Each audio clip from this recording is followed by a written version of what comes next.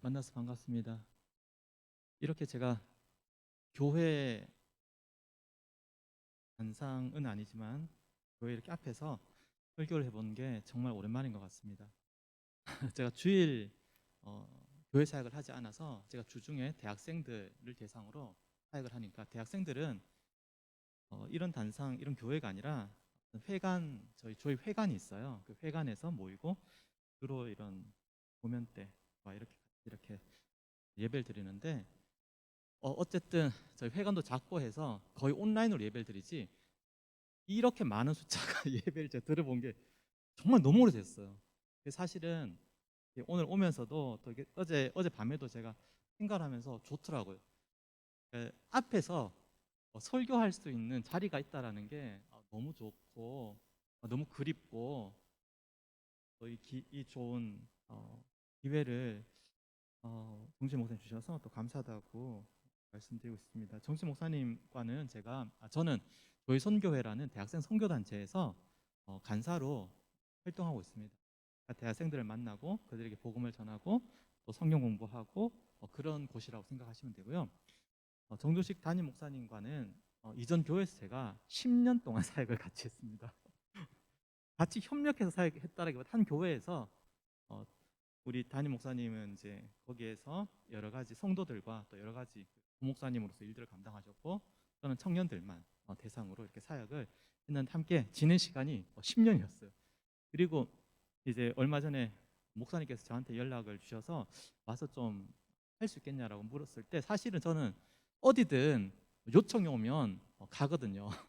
왜냐하면 그 요청은 하나님의 부름이라고 저는 생각하기 때문에 뭐딴 게 아니라 말씀을 전하라는 요청이기 때문에 어, 저는 간단한 생각이 있었고 그리고 참 개인적으로는 어디든 제가 가면 영광으로 제가 생각하고 예, 하고 있습니다. 오늘 혹시 중등부가 누구시죠? 네. 고등부는 중고등부인 거죠. 그래서 내가 깜짝 놀랐어요. 지금 중등부에서 중고등 오케이 알겠습니다. 파악이 됐습니다. 중고등부만 제가 파악하면 나머지 다 청년들이라는 얘기니까. 네. 오늘 제가 여러분들과 함께 무슨 말씀을 나눌까 하다가 제가 요한계시록을 오랫동안 공부를 했어요. 그런데 오늘 한 시간이기 때문에 짧은 시간에 요한계시록을 다 다룰 수 없는 것이고 무엇을 나눌까 고민하다가 요한계시록 앞부분을 여러분들과 좀 나누면 좋겠다라는 생각을 했습니다. 오늘 설교의 제목이 뭔지 아세요? 너무 자연스러운 거죠. 제가 맡고 있는 청년들도 설교 제목 몰라요. 너무 자연스러워요. 오늘 설교 제목은 주 예수 그리스도예요. 총 몇 자죠? 네, 7자죠. 오늘 설교가 끝나고 나서 여러분들은 설교의 내용을 잘 기억하지 못하실 수도 있어요. 못해도 괜찮아요. 그런데 저는 여러분들이 몇 글자? 7글자. 주 예수 그리스도. 이 7자는 설교의 내용은 잊어버리더라도 여러분들이 평생에 기억할 수 있기를 원하고 지금 이 시간 주 예수 그리스도가 뭔지 잘 이해를 못하실 수도 있는데 하나님께서 분명히 그것을 확신 있게 풍성하게 알게 하시는 시간이 여러분들에게 올 것이라는 생각이 듭니다. 혹시 좋을 수도 있고 놓칠 수도 있지만 주님, 예수 이름, 그리스도 직분, 그분의 사명 이것을 꼭 여러분 기억했으면 좋겠습니다. 먼저 성경을 같이 한번 읽어보겠습니다. 계시록 1장 1절에서 7절까지를 한번 읽어보겠습니다. 제가 한 절 읽고 여러분들이 한 절 읽고 나누어서 읽겠습니다. 예수 그리스도의 계시라. 이는 하나님이 그에게 주사 반드시 속히 일어날 일들을 그 종들에게 보이시려고 그의 천사들 그 종 요한에게 보내어 알게 하신 것이라.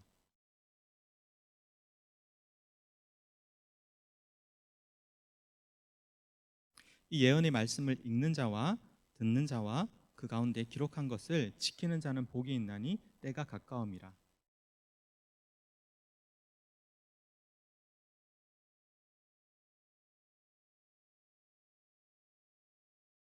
또 충성된 증인으로 죽은 자들 가운데서 먼저 나시고 땅의 임금들의 머리가 되신 예수 그리스도로 말미암아 은혜와 평강이 너에게 있기를 원하노라. 우리를 사랑하사 그의 피로 우리 죄에서 우리를 해방하시고.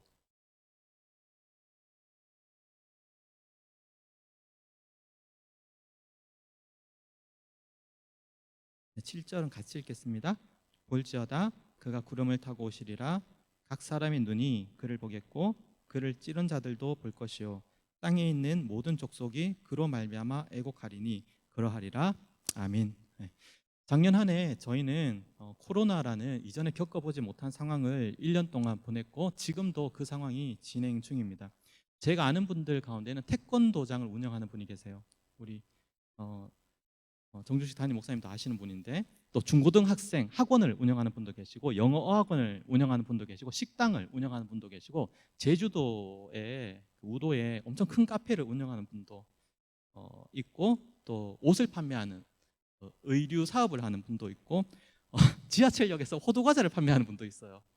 그런데 그분들이 이제 작년 한 해 코로나 상황을 겪으면서 모두 다 힘들어하는 그런 이야기를 저한테 전해주고, 제가 그것을 들으면서 함께 참 마음 아파했던 그런 시간들이 있었습니다.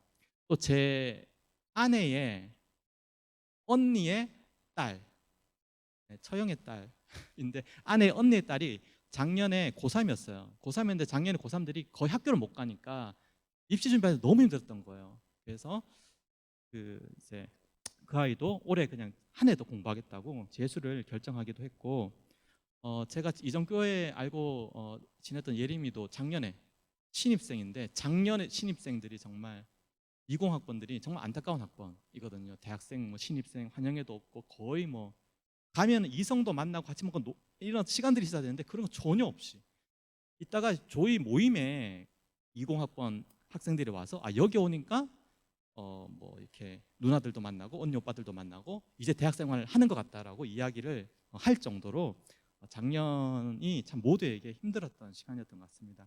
여러분들은 어떤지 모르겠습니다. 또 여기 고성이란 지역은 어떤지 모르겠습니다. 제가 여기 오기 전에 유튜브로 먼저 검색을 해봤습니다. 깜짝 놀랐어요. 내가 아는 듯한 사람이 마스크를 쓰고 있어서 확신할 수 없는데 찬양 인도를 너무 잘하는 거예요.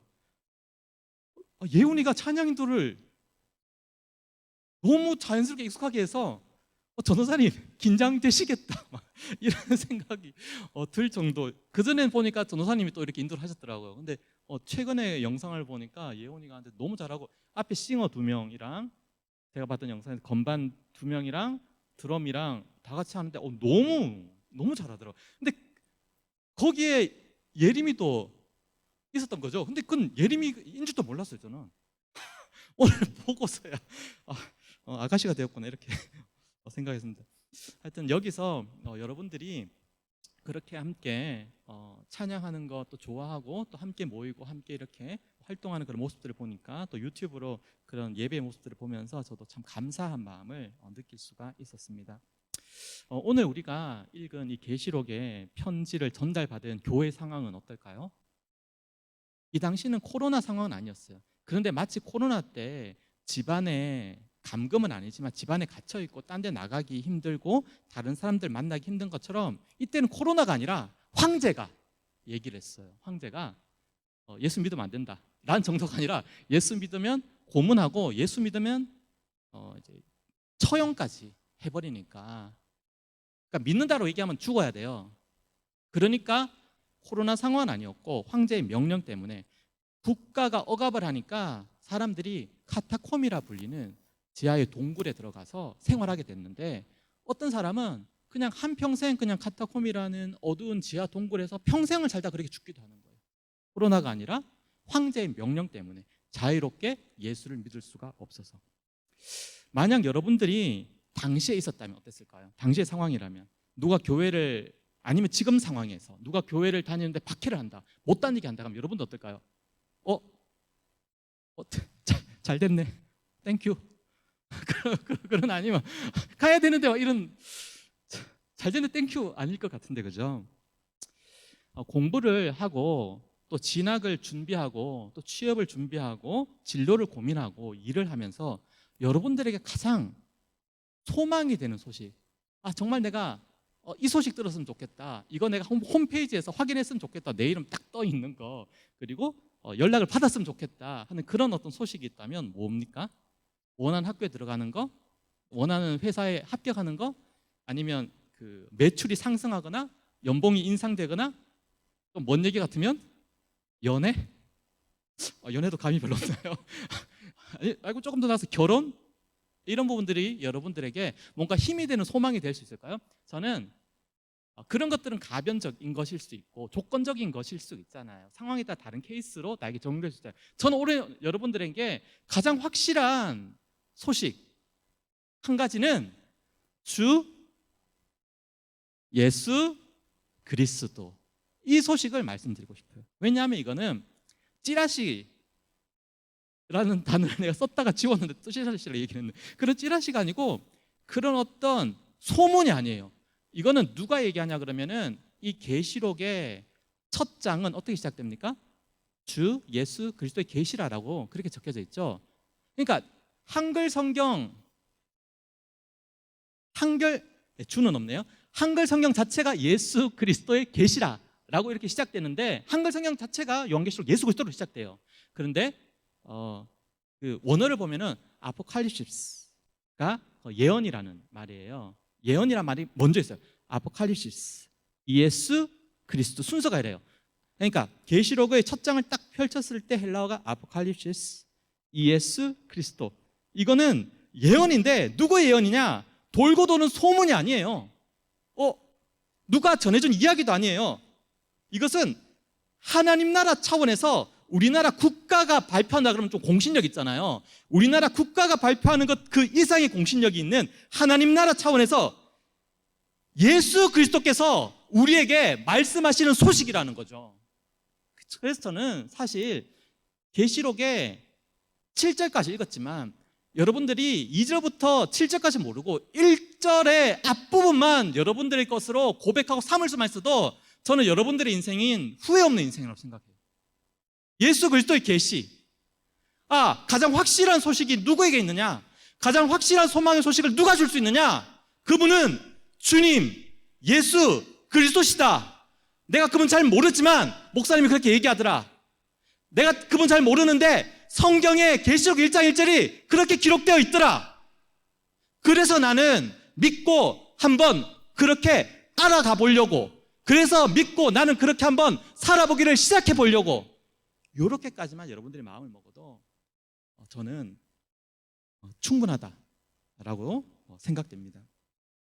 오늘 성경은 우리에게 가장 확실한 소망의 소식을 말씀해 주고 있습니다. 제가 기억이 나는데 고등학교 때였습니다. 제가 수학을 못해요. 수학은 못하는 게 아니라 다른 것도 다 잘 못하는데 그중에 가장 다른 거 공부하면 좀 이렇게 오르는 게 있는데 수학은 제 머리가 수학은 너무 힘들더라고요.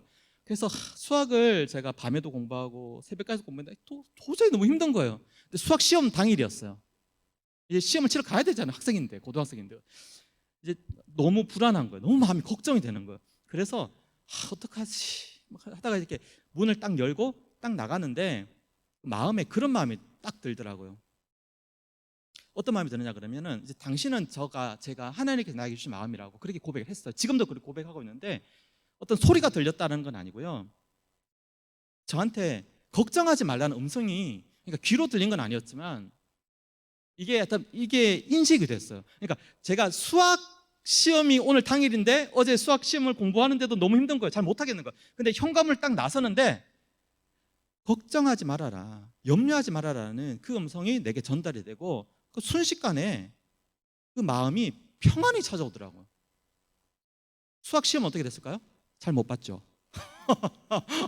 그러니까 제가 뭘 말하냐 그러면은 우리는 수학 시험이 아니라 어떤 시험이나 취업이나 우리의 마음을 어렵게 하고 힘들게 하고 불안해하는 것들이 있는데, 그런 것들이 있는데 제가 인생을 살고 지금 생각하면 당시의 수학 시험이 나한테 결정적 영향을 하나도 미치지 않았어요.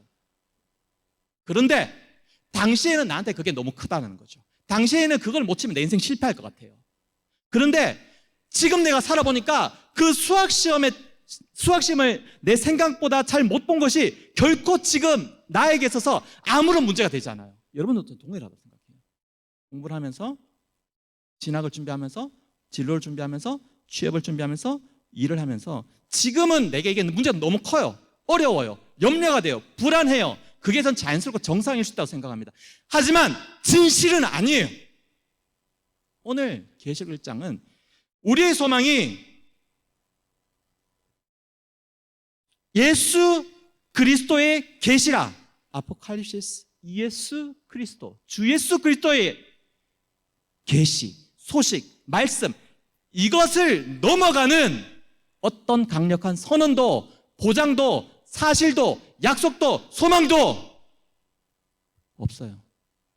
부모님 아니에요. 부모님 카드도 아니고, 부모님 주시는 용돈도 아니고, 다니고 있는 학교도 아니고, 교수님께 잘 보인다고 해서 여러분 인생이 달라지는 것처럼 생각되시면 결코 아니에요. 결혼하면 인생이 달라지지는 않지 않습니까? 결코 아니에요.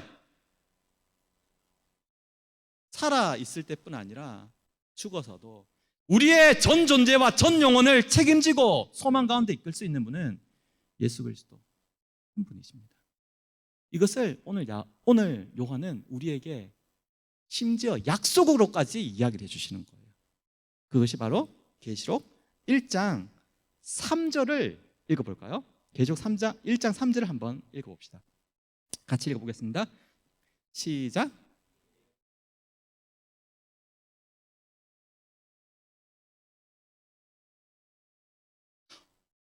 단순히 선언만 하실 뿐 아니라 약속까지 주시는 거예요.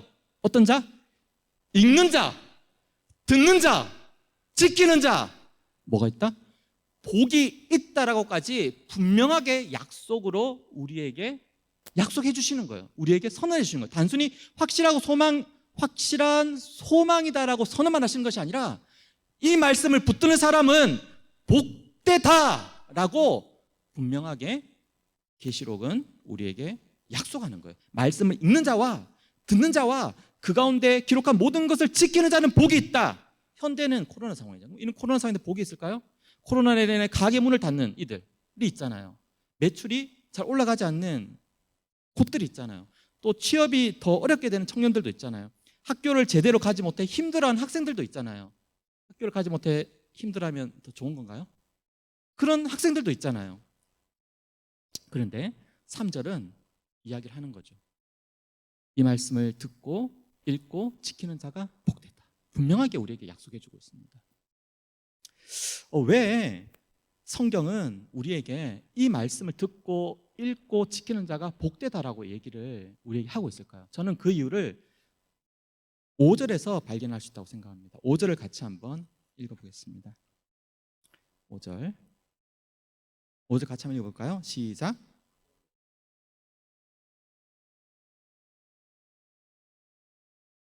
머리가 되신 예수 그리스도로 말미암아 은혜와 평강이 너에게 있기를 원하노라. 우리를 사랑하사 그의 피로 우리 죄에서 우리를 해방하시.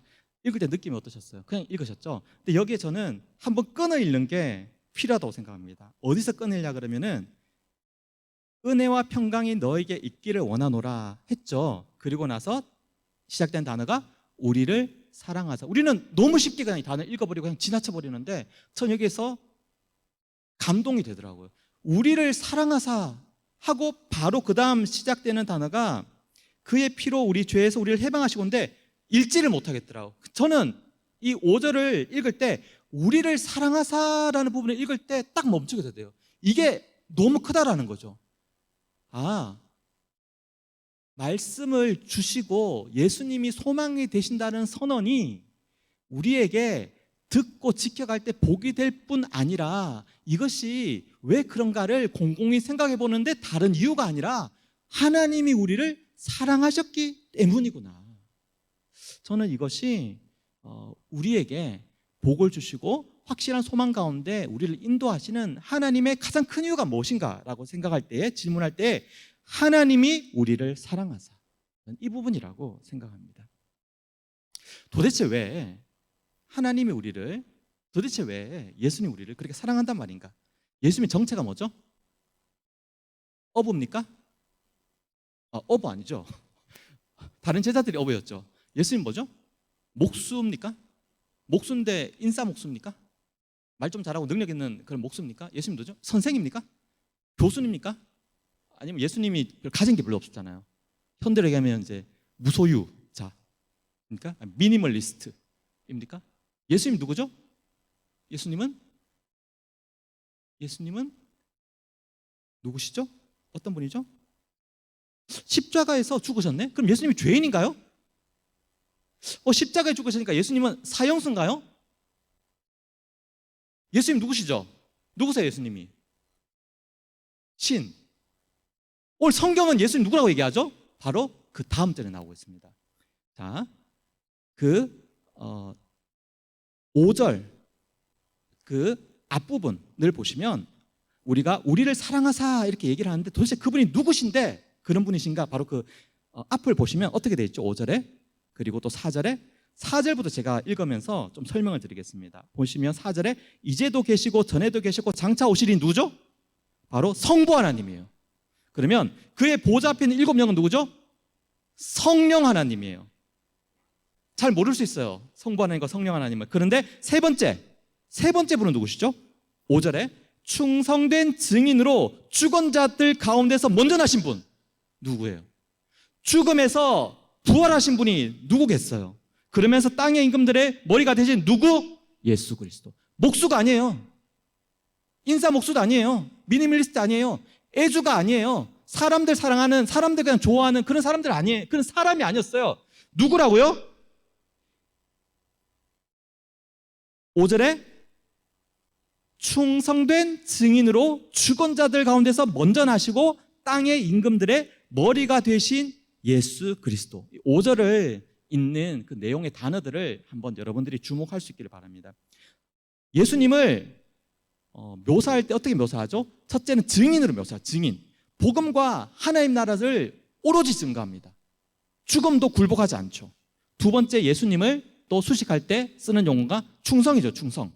모든 구원 사역을 온전하게 성취하면서 하나님의 뜻에 자신을 완전히 드립니다. 증인이시고 충성이시고 그리고 죽음을 이기시고 부활하신 분, 부활. 그러니까 예수가 누구냐라고 할 때 예수님이 끝까지 충성하신 분이구나, 하나님의 뜻에. 그럼 나의 삶은 어떻게 될까? 나는 하나님의 뜻에 충성하는 삶을 사는가? 근데 예수님은 끝까지 충성하는 삶을 사셨어. 그리고 예수님은 하나님의 뜻대로 살아가는 증인의 모습이 되신 거예요. 그럼 나는 하나님의 뜻대로 살아가는 그런 증인의 모습. 나를 보면 하나님의 모습이 나타나는가? 나를 보면 다른 사람들이 나를 봤을 때 하나님이 이런 분이신가, 이런 분이시구나 알 수 있는가? 그런 증인의 모습으로 내가 살아가는가? 예수님은 끝까지 충성되신 분, 예수님은 하나님의 증인 되신 분, 그리고 또 예수님은 모든 죽음을 이기시고 죽은 자들 가운데서 첫 번째 부활자가 되시는 분이에요. 나사로는 첫 번째 부활자가 아니에요. 왜냐하면 나사로는 다시 살아났다가 죽었잖아요. 근데 예수님은 다시 사셨다가 안 죽었잖아요. 예수님은 영원히 사신 분이죠. 그러니까 예수님은 충성된 분이시고 증인이시고 그리고 죽음에서 부활한 첫 번째 부활 주님이시고, 그리고 네 번째는 뭐라고 얘기합니까? 모든 임금들의 머리, 즉 갑 오브 갑이라는 거죠. 갑 중에 갑. 만왕의 왕, 만주의 주, 로마 황제가 교회를 핍박한다 하더라도 결코 예수님의 권세와 능력을 이길 수 없는 만왕의 왕이시고 만유의 주다라는 그 선언이 바로 우리를 사랑하신 예수님이 어떤 분이신구나, 이런 분이시구나라고 계시록 1장 5절의 앞부분에 설명이 되어 있는 거죠. 근데 이런 증인이시고 충성되시고 부활자 중에 첫 번째이시고 만왕의 왕이시고 만주의 주이신 분이 무엇을 하셨다고요? 우리를 사랑하사 그의 피로써 우리의 죄를 씻어주셨다는 거죠. 이 해방하셨다라는 말을 또 다른 원어, 헬라에서 원어를 봤을 때 씻어주다로도 또 그렇게 표기되어 있는 부분들이 있습니다. 그렇게 만왕의 왕이시고 하나님께 충성된 분이시고 그리고 부활이신 그 주님이시며 모든 통치자들 중에 통치자이신 그 주님께서 우리를 사랑하셔서 우리의 죄를 씻으시고 우리 죄에서 자유롭게 하시고, 이게 바로 그분이 하신 일입니다. 여기 보시면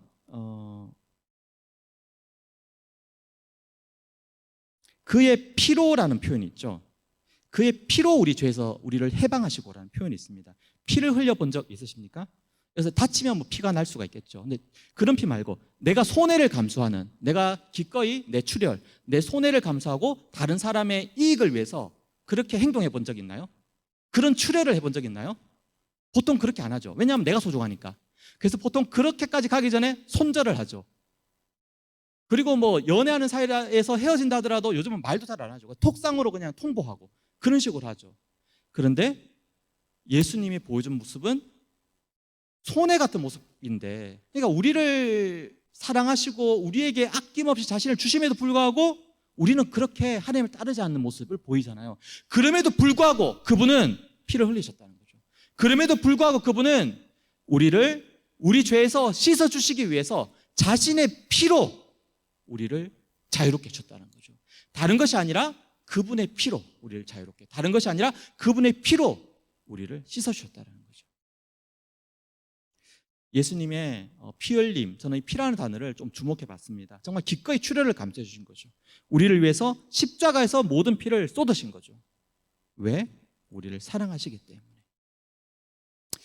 죄가 무엇인가, 좀 죄의 성격이 어떤 것인가를 좀 생각을 해봤습니다. 저는 죄는 덫과도 좀 비슷한 그런 성격이 있지 않는가 생각했어요. 덫에 걸리면은 처음엔 아프죠. 그리고 몸부림 빠져나가려고 몸부림치면 더 고통스럽죠. 죄가 주는 모습이 그런 부분이 있지 않는가 생각이 들었습니다. 마치 덫처럼 우리를 콱 잡고 빠져나가려고 하는데 또 더 고통스럽고, 그러다 보니까 그런데 오히려 시간이 지나면서 점점 더 그 덫에 익숙해지는 거죠. 그러면서 그 덫이 결국 자신의 신체뿐 아니라 멘탈까지 그냥 장악해 가도록 그냥 자신을 방치해 두는 거죠. 저는 그것이 죄가 우리에게 끼칠 수 있는 무서운, 우리를 노예화시켜 갈 수 있는 무서운 영향력이라고 생각합니다. 혹시 중고등학생들은 물론 보지 않았겠지만 대학 청년 학생들은 그 스윗홈이라는 드라마를 아마 보신 분들이 있을 것입니다. 중고등학생들은 아마 그게 불가해서 보면 안 되는 것일 텐데요. 욕망이, 사람의 몸 안에 욕망이 내재되어 있는 거예요. 욕망이 내재되어 있는데 그 욕망이 외부적, 물리적으로 이렇게 표출이 되는 거예요. 그러면서 괴물로 변하는 거예요. 그러니까 욕망이 있는데 그 욕망은 눈에 안 보이잖아요. 안 보이는데 눈에 안 보이는 욕망이 보이도록 눈에 보이는 걸 바뀌는 거예요. 근데 뭐가 바뀌냐 그러면 나의 욕망이, 그러니까 내가 정말 어떤 눈에 대한 욕망이 있다, 내가 힘에 대한 욕망이 있다, 내가 뭐 스피드에 대한 욕망이 있다 그러면 스피드나 어떤 보는 것이나 힘이나 이런 것들 그 욕망으로 내 모습이 변하는데, 내 모습이 천사로 변하는 게 아니라 내 모습이 다 괴물로 변하더라고요. 그러니까 스위돔에서 욕망에 따라 사람의 모습 변하는데, 변한 사람의 모습을 보니까 천사로 변한 사람들은 한 명도 없고 다 괴물로 변하더라고요. 그런데 그 괴물로 변하지 않게 하기 위해서 쓸 수 있는 그 드라마에서 보여주는 방법은 자기 멘탈 관리더라고요. 멘탈을 아주 강하게 관리해서야 그 자신이 욕망의 괴물로 변하지 않도록 하게 하는 모습을 제가 봤습니다. 아주 소수밖에 없더라고요. 대부분은 자신의 욕망에 따라 다 괴물로 다 변해버리더라고요. 그런데 저는 죄의 영향력이 그 정도가 아닌가라는 생각이 들었습니다. 보이지 않지만 사람인데 괴물처럼 살아가게 만드는, 괴물처럼 행동하게 만드는, 우리가 신문 기사를 읽으면서도 그런 것들이 너무 많죠. 이게 정말 사람인가 괴물인가. 스위돔의 이야기가 어쩌면 정말 다르지 않은 우리 이야기일 수 있다라는 생각이 들었습니다. 기독교는 어떤 걸까요? 기독교는 아무것도 소유하지 않고, 아니면 기독교는 모든 것을 소유하고, 아니면 기독교는 그렇게 욕망도 가지지 않고 다 버리는 것도 아니고, 욕망을 내려놓으면서도 다 가지는 것도 아니고, 뭐 그런 걸까요? 아니면 그 사이에 있는 어떤 것일까요? 저는 기독교는, 다른 종교는 어떤 자신을 돌아보게 하고 하는 어떤 성찰하고 그렇게 하는 모습들이 있는데, 저는 기독교가 보여주는 것은, 기독교는 괴물이다라는 게 전제되는 것 같아요. 욕망을 버릴 수 없는 죄인이다라는 게 전제되는 것 같아요. 우리의 힘으로 어찌할 수 없는 괴물이다. 그러니까 그 드라마에서는 자기가 자신의 멘탈로 승리하는 모습을 보여요. 자기가 자신의 멘탈로 괴물로 안 변하는 모습을 보이는데, 기독교는 불가능하다는 거예요. 자신의 노력으로 괴물을 중지시킬 수 없다는 게 저는 기독교인 것 같아요. 자신의 힘으로 욕망을 이길 수 없다. 내 힘으로 욕망을 거스릴 수 없는 죄인이다라는 것을 보여주는 게 저는 기독교라고 생각합니다.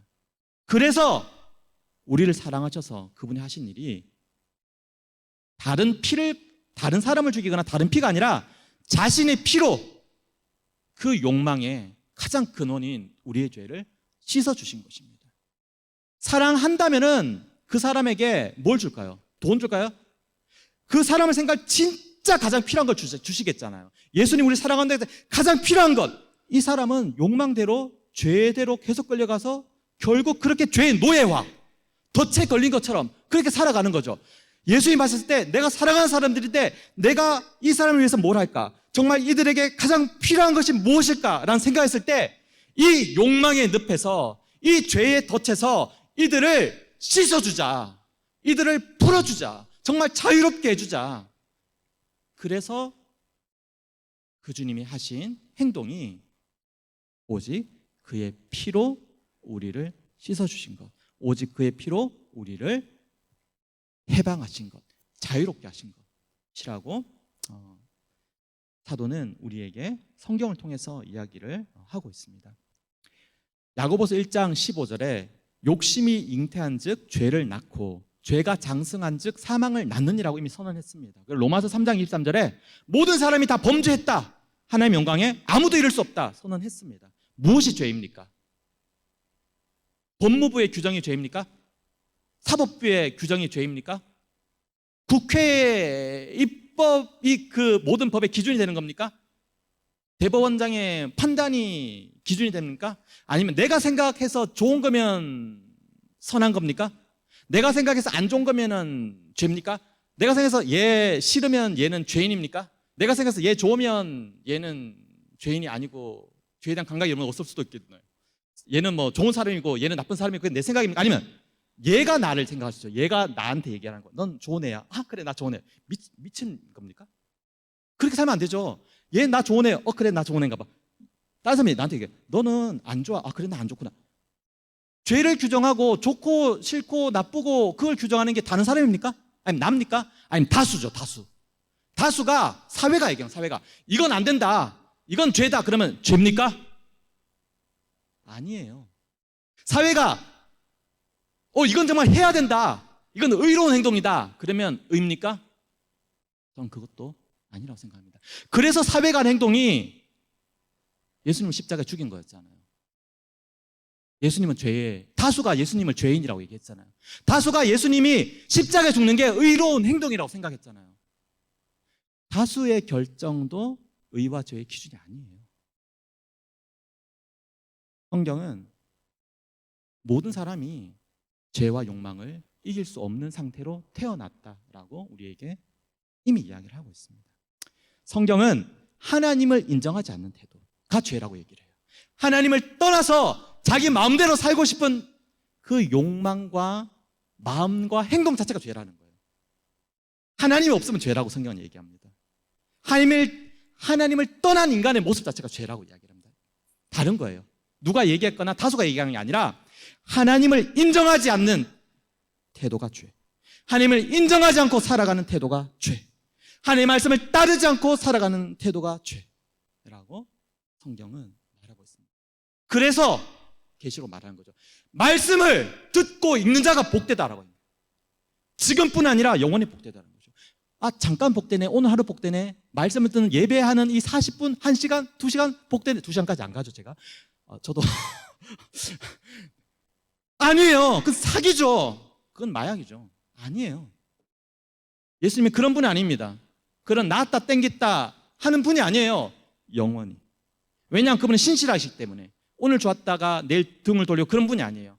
영원히. 그분의 말씀은 영원합니다. 스마트폰, 게임, 여러 창들, 관계, 먹는 것 중에 그러면서 여러분들은 나는 왜 이럴까? 이건 왜 안 될까? 불안해하고 염려하고 그런 중에 말씀은 어디에 위치했습니까? 그게 하나님을 인정하지 않는 거죠. 이미 다른 것들이 너무 중요한데 하나님은 사실 안 중요해요. 그래서 말씀을 안 읽죠. 안 듣죠. 말씀을 지키는 건 나와 상관이 없죠. 그래도 나는 잘 살고 있으니까. 그래서 부모님은 용돈을 주시니까. 그래서 중고등부생만 생각. 그래서 나는 돈을 벌고 있으니까. 그게 자력이 아니죠. 착각이죠. 그 착각에서 빨리 빠져나와야 됩니다. 오늘 한 단어, 7글자, 7음절 단어로 띄어서 얘기하면은 3단어, 주 예수 그리스도. 그리고 그분이 우리에게 하신 말씀이 우리를 영원히 살아가게 합니다. 그분이 하신 하나의 유효한 행동, 영원하면서 유효한 행동이 바로 그의 피로써 우리 죄를 씻어주셨다, 우리를 자유롭게 하셨다는 그 사실입니다. 그 선언입니다. 이게 역설이죠. 이런 죄인을 하나님이 사랑하셨다라는 게. 이런 죄인이면 더러워, 왜 저래? 십자가에 나는 사랑하려고 하는데 십자가에 나를 못 박아? 그럼 예수님 도망가면 되잖아요. 이게 역설인 거죠. 그래서 제가 여기서 멈춰야 된다고 한 것입니다. 하나님이 우리를 사랑하사. 유재석이 진행하는 퀴즈 중에 제가 전선님이 40분 그랬는데 40분을 넘어간 것 같은데 조금만 더 하고 제가 마무리 좀 하겠습니다. 유재석이 진행하는 프로 가운데 그 유키즈 온 더 블럭이라는 그런 프로그램이 있습니다. 근데 한 스님과 대화하는 걸 제가 봤어요. 그래서 그 유재석이 질문하더라고요. 그 스님한테 어떻게 마음을 지킬 수 있느냐. 스님이 막 초탈한 듯이 막 얘기를 하더라고요. 그러니까 유재석 사회자가 이렇게 얘기하면 그때는 이렇게 하면 되죠. 또 이렇게 어떻게 그렇게 할 수 있어요? 이렇게 질문을 했어요. 스님한테. 스님이 그렇게 얘기를 하더라고요. 영에는 뭘 곱해도 영이다. 그렇죠? 영에는 뭘 곱해도 영이죠. 그러면 스님이 그 말을 하면서 마음을 영으로 만들면 된다. 그런데 성경은 결코 우리 마음이 영이 될 수 없다는 거죠. 성경은 우리의 욕망을 우리 스스로 바꿀 수 없다고 얘기해요. 성경은 우리의 마음이 죄인이라고 얘기합니다. 이게 출발이 다른 거예요. 그 스님은 마음을 영으로 하면 된다고 얘기하는데 성경에서는 우리는 우리 마음을 어떻게 할 수 없는 죄인이 있다. 그래서 예수님 하신 최고 행동이 그 죄를 씻어주시기 위해 자신의 피를 흘리신 것이다. 이게 계시록에 우리가 본 선언입니다. 요즘 아내는 장애인 복지관에서 일을 하는데 요즘 어쨌든 제가 도시락을 좀 가끔 싸주고 있어요. 그리고 설거지는 제가 거의 하거든요. 설거지는 거의 하는데 도시락 가끔 싸주는 도시락에 젓갈 반찬을 넣을 때가 있어요. 근데 젓갈 반찬 넣으면은 이제 다 먹고 나서 이제 설거지를 제가 이제 저녁에 하다 보면은 안 주워지더라고요, 젓갈 반찬이. 그리고 또 얼마 전에는 제가 딸이 4살인데 주아가 막 놀다가 막 흘린 게 있어요. 흘린 걸 제가 흘린 걸 세탁을 했어요. 세탁을 했는데 그게 안 주워지더라고요. 왜 안 주워질까요? 제가 잘 못했기 때문이죠. 왜 안 주워질까요? 그러니까 이런 눈에 보이는 것도 지우는 게 어렵더라고.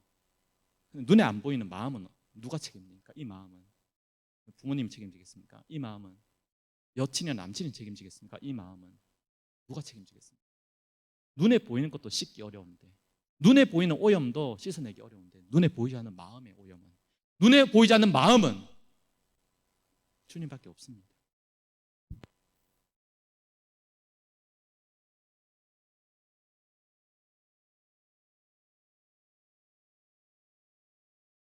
예수 그리스도. 너무 길어서 끈 거 아니에요? 입으로 뱉든지 이거 한 거 아니에요? 주님 예수 그리스도, 이 단어 여러분들이 붙드시기 바랍니다. 붙드는 게 뭔지 모르실 수 있죠. 기억하시기 바랍니다. 기억이 잘 안 될 수 있죠. 기억하는 게 뭔지도 모를 수 있죠. 떠올리시기 바랍니다. 그때 내가 떠올리는 게 아니라 바로 그때 주님이 여러분들을 데리고 가실 겁니다. 중요한 건 지금도 데려가시는데 여러분들이 모르고 있는데, 떠올릴 때 주님이 날 데리고 가신다는 사실을 그때 이해하게 됩니다. 그때가 오늘일 수 있고 곧 올 수 있습니다. 여러분들은 멋진 옷 입고 싶어 하죠. 나는 어떤 사람인가? 예쁜 옷, 멋진 옷, 새 옷을 입는다고 내 영혼까지 새 것이 될 수 없습니다. 저는 하나님 왜 이렇게 참으시는가를 생각해 봤습니다. 보세요. 처음에 하나님께서 선악과를 만들었잖아요. 이거 먹으면 죽는다 그랬죠. 먹었죠. 안 먹었나요? 먹었죠. 아니, 그러면 인류 프로젝트 끝내면 되잖아요. 아담과 하와 죽이고 끝내면 되잖아요. 안 끝냈잖아요. 이게 다 지금 엄청 많잖아요, 숫자가, 인구가. 그다음 또 두 번째 또 뭔지 알아요? 죄가 너무 많아. 이 인간들이 또 하나님 예배를 안 해요. 죄가 너무 많아서 두 번째 뭐 하는지 아세요? 홍수로 지구를 다 덮었어요. 그럼 다 죽으면 되잖아요. 다 죽으면 되잖아요. 인구 다 말살하면 되잖아요. 근데 또 두 번째 프로젝트, 노아 가족 또 살려요. 그런데도 하나님 예배 안 해요. 바벨탑 쌓았어요. 또 막 엄청 득실득실, 인구가 득실득실. 거기서 하나님께서 그래도 또 구출해내셨어요. 이집트에서 이스라엘 백성들 또 구출했어요. 광야에서 뭐 한지 아세요? 배고프다, 고기 먹고 싶다, 못 살겠다. 하나님을 또 욕해요. 나 다시 이집트로 노예 생활로 돌아가겠다. 그래, 이집트 다시 돌아가라, 노예 생활해라. 그 인류 프로젝트 끝내면 되잖아요. 안 끝내시더라고요. 여러분 왜 살아있어요? 하나님께 사랑하시기 때문에 살아있는 거예요. 끝내려면 이미 아담 하와 때 끝났어요. 우리는 홍수 때 끝났다고요. 광야에서 불평할 때 끝났다고요. 근데 하나님은, 저도 이해가 안 되지만 포기를 안 하더라고요. 끝내지 않더라고요. 계속 우리가 살아있는 거예요. 근데 이걸 우리가 지금 모를 수 있어요. 근데 언젠가 떠올릴 때 이해하게 되는 날이 올 거예요. 우리를 사랑하사 그의 피로 우리를 우리 죄에서 해방하시고. 아멘. 해방자는 허경영 아니에요. 허경영 아니야. 사이비 교주 아니에요. 그 사람이 사이비 교주라는 게 아니라 사이비 교주들도 아니에요. 뭐 국민의힘, 더민주당 그는 아니에요. 학원 선생은 당연히 해방자 아니겠죠, 여러분들한테. 남친, 여친 아닙니다. 여러분 좋아하는 짤 영상 여러분들을 해방시키지 못합니다. 청년들이 바라는 어떤 거 있죠, 청년수당, 청년주택, 해방이 아닙니다. 그러면 이 5절이 기록될 필요가 없어요. 우리를 그의 피로 오직 우리를 해방하셨어요. 그의 피밖에 우리를 자유롭게 할 게 없어요. 고성에서 나가서 서울로 가면 해방됩니까? 아니에요. 그곳에서 고소득 벌면 해방입니까? 아주 좋은 대학교에서 장학금 받아서 공부하면 해방입니까? 절대 아니에요. 절대 아니에요. 그렇게 평생을 살아도 죽을 때까지 해방 아니에요. 제가 자신 있게 얘기할 수 있어요. 제가 자신 있게 얘기한 건 저의 데이터를 보고 제가 얘기를 하는 겁니다. 앞으로 이제 지구상에 이제 뭐 화이자 지금 개발되었고, 아스트라제네카, 그리고 우리 한국은 셀트리온, 이런 식으로 이제 백신이 개발된다고 하죠. 불안전하잖아요. 그리고 효과가 지금 여기 현재 바이러스 뿐밖에 안 되잖아요. 우리 몸밖에 안 되잖아요. 영혼은 구원 못하죠. 우리 전 존재를, 영원히 우리의 영혼을 건질 것은 오직 그의 피밖에 없습니다. 그의 피로 우리를 해방하시고. 2달 전쯤에 JTBC 뉴스에서 기독교 사이비의 비윤리적인 모습을 공개되는 모습을 봤습니다. 그때 제가 아내한테 그런 얘기를 했어요. 역시 사이비가 돈이 많다. 그래서 아내가 저한테 농담으로 이런 얘기를 했어요. 진심 아니에요, 농담으로. 그럼 당신도 해봐라. 돈 좀 많이 벌어오라는 거죠. 돈 좀 많이 벌어오라는 거죠. 그때 제가 이렇게 대답했습니다. 나는 영혼은 잃고 싶지 않다.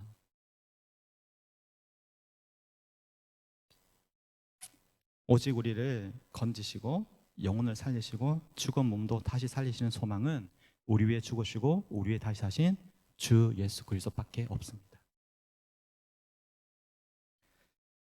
이 시간 오직 여러분들이, 저는 주님께 나아가기를 원합니다. 우리를 사랑하사 그의 피로 우리를 우리 죄에서 해방하신 주 예수 그리스도, 그분이, 오직 그분의 말씀이 여러분을 자유롭게 할 것입니다.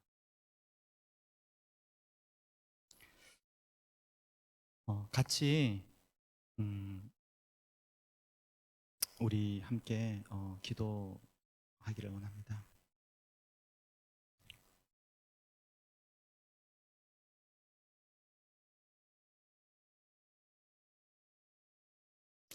제가 찬양을 말씀 앞에서 해도 되나요?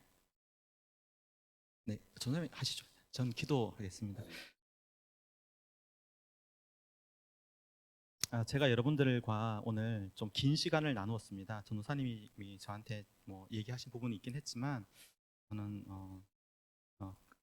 그 부분을 인지는 했지만 그래도 시간에 큰 제한 없이 좀 전하리라는 생각을 가지고 죄송하지만 올라왔습니다.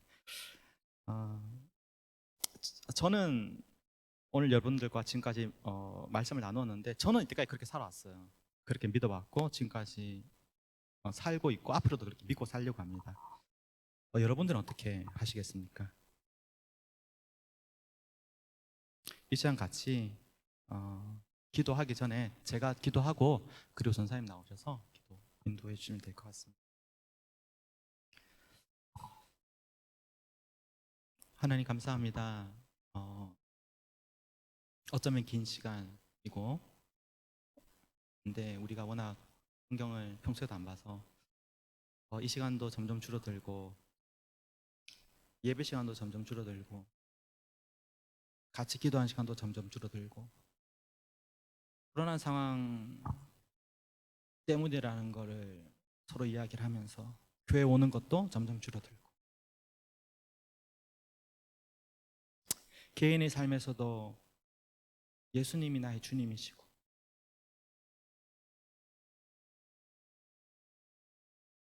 나의 왕이시고 충성된 증인의 삶을 사셨다라는 그 고백이 점점 멀어져 가는 그런 우리의 모습이 될까봐 두렵습니다. 하나님 이 시간 우리에게 있는 모든 허황된 것, 명예, 가식적인 것, 우리의 욕망, 우리의 쾌락, 우리의 다른 만족들을 이 시간 우리에게 알게 하시고 보게 하시고 예수 그리스도 외에 다른 대상에 다른 것들의 소망을 두는 우리의 모습들을 오늘 내려놓고 주님께 소망을 고백하고 주님 사랑으로 주님 사랑 믿고 주님 사랑으로 회복되며 주님 사랑으로 나아갈 수 있는 우리 다음 세대가 될 수 있기를 기도합니다. 예수님의 이름으로 기도합니다.